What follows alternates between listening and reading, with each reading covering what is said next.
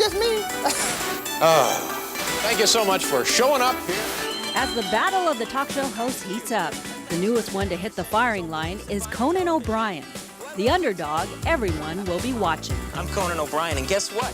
Why would I be nervous, Mimi? It's The Late Show with David Letterman. You would be too if you had to follow in the footsteps of late-night king David Letterman. But come to think of it, O'Brien is starting out much like Letterman did 11 years ago.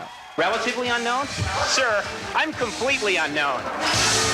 How did you get the job? How were you considered for the job? And then how did it happen? I tested for it, and I prepared a monologue, and I went on the Tonight Show set and interviewed 2 guests, and it went really well. If I look at the cards, it looks like I'm looking into the lens. Like Letterman at the start, O'Brien is young, just 30. And from the looks of his audition, he's got the same biting humor. You posed in Playboy. Yes, I did. It is physically very hard work.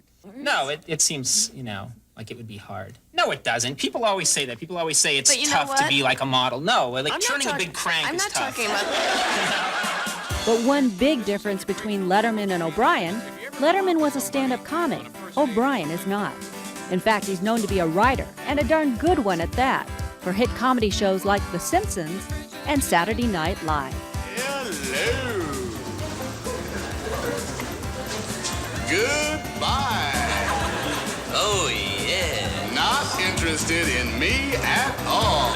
A lot of people are going to wonder if you're funny. Do you think you're funny? Not really. No, yeah. Yes, I think I'm a funny guy, and I think when people get to know me, I'm not a professional stand-up comic, and so it's not like I'll go out and do a lot of pre-rehearsed jokes. But I think when people get to know me, yes, I'm confident that they'll say he's a funny guy. And if we asked your family, would they say so too? I think they would grudgingly have to admit that, yeah, the guy's got something. Yeah. I'm studying his every move, and I'm determined to be the perfect cheesy ripoff. NBC is paying to have my front teeth gapped. Unlike Letterman, O'Brien, a Harvard grad, will be making a measly $1 million a year to Letterman's 14. But he knows he needs the big yucks in order to get the big bucks. So, getting that crying Indian guy to be my sidekick. What we're gonna do is, basically, anytime I attempt a joke and it bombs, we'll just close in on his face, he'll turn, and dramatically start crying.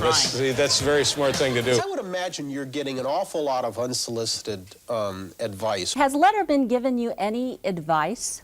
No, he didn't give me advice so much.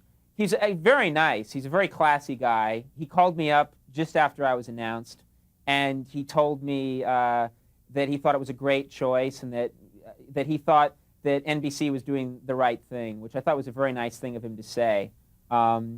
I think his feeling was that the 12:30 time slot should be a time slot that remains experimental. No one really knew who Dave was when he got the job, and I think that's what this 12:30 slot should be for. It should be almost a place to play and experiment. Do you have good demographic oil?